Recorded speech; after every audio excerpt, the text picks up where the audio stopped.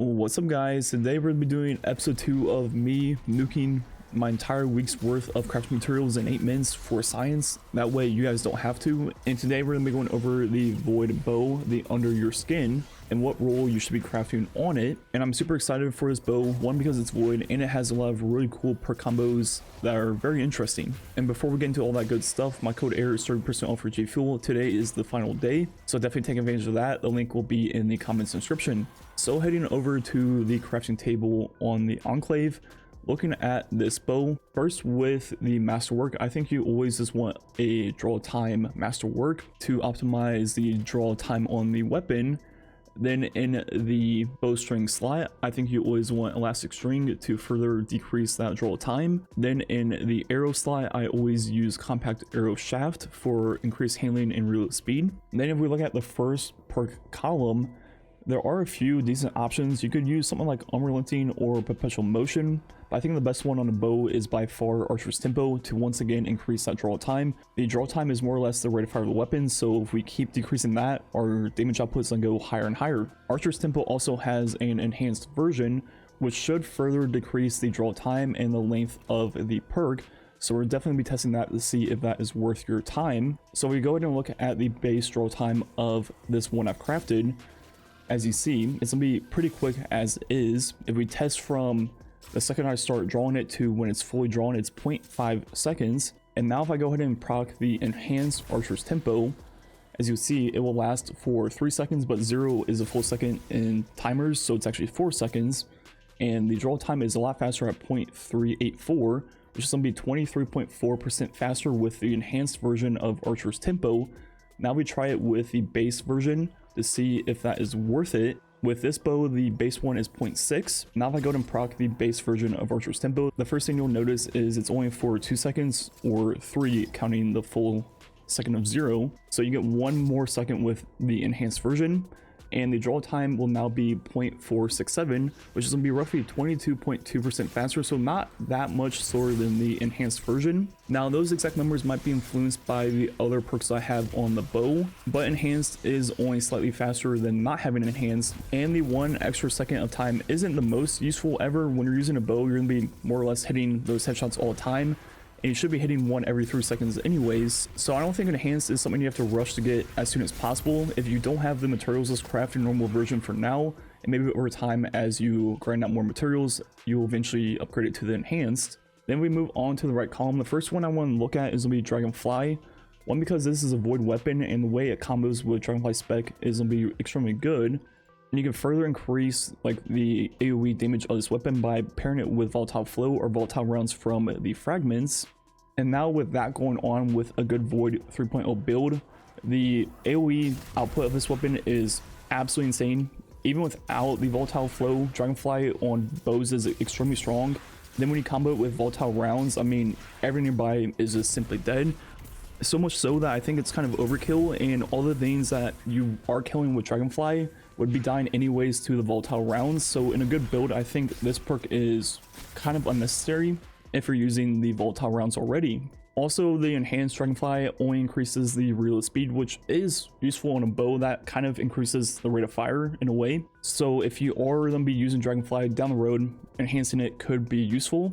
But I think the better perk on the right, if you're taking advantage of Void 3.0, will be the successful warm-up perk to lay those volatile rounds on enemies quicker, and this will be every final blow will increase the charge or draw time of the weapon.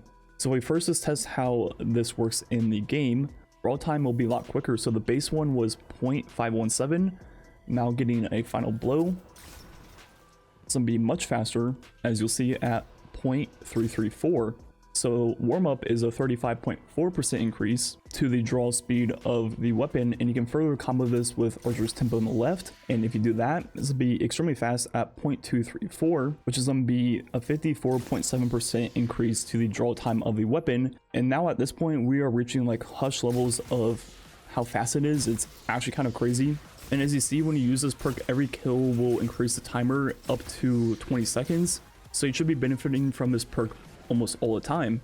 And the enhanced version of this perk, all it says it does is increase the duration of the buff whenever you get a kill which, as you saw in the previous clip, is kind of already all time, so I don't think that's gonna be worth it ever. So I definitely stay away from using my materials on that. But this leads me to the final perk I want to test, the one that I think I'll be using on the bow most often, and that's gonna be the adaptive munitions, where this weapon adapts its damage output and effectiveness against energy shields that don't match the weapon's damage type. This perk once again has an enhanced version, which says it further increases that damage.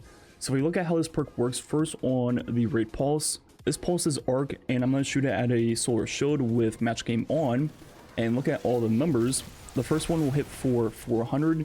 It's going to scale up very quickly.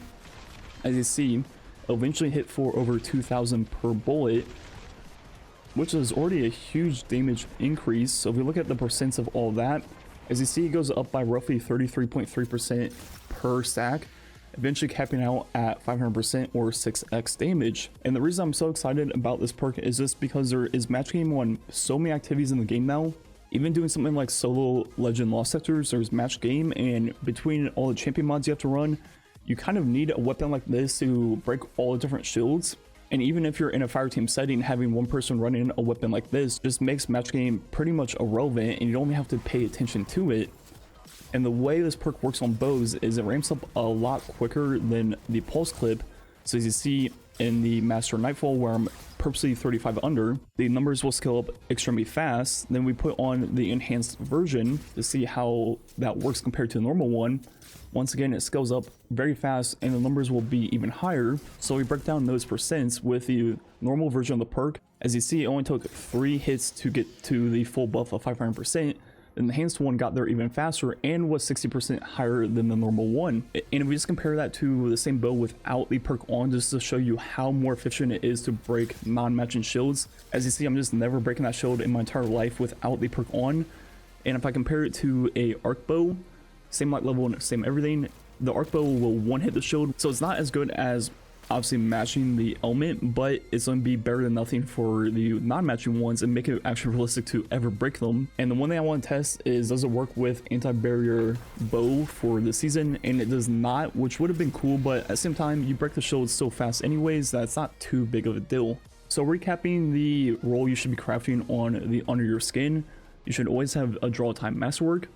Then in the bowstring slot, I use elastic string. For the arrow, I use compact arrow shaft. Then in the left, I think you always want archer's tempo down the road to try to enhance it. Then in the right, I think if you're gonna be using the bow all the time as like your main weapon, I think going for the successful warm-up would make the most sense.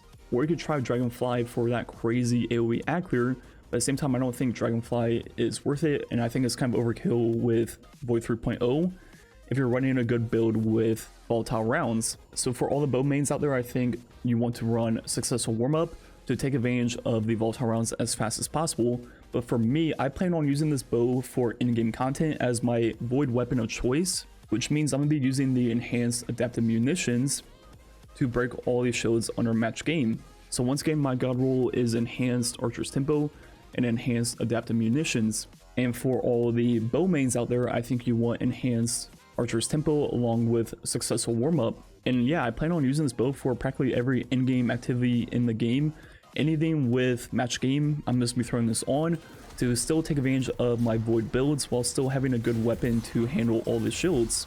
Also, this weapon has the built-in trait of land take, where as you get kills with a weapon, you'll get increased resilience and enemies will do less damage to you, which makes it even that much better for those harder activities and will help you stay alive a little bit better. So that is the under the skin roll you should be crafting, and I plan on making this a series and doing most of the crafting weapons. They might be spaced out a little bit because I have to get all my crafting materials back up after making a single one of these videos. I think I use like 6,000 or 7,000 of the whatever material it's called, the Dorito, just for the single weapon. So definitely look forward to episode 3 at some point. I believe it will be on the GL. And yeah, the rest of the video will just be some strike gameplay with my hunter build. Once again, my code AIR is 3% off for G Fuel through tonight. Like usual, thanks for watching. Catch you guys next time.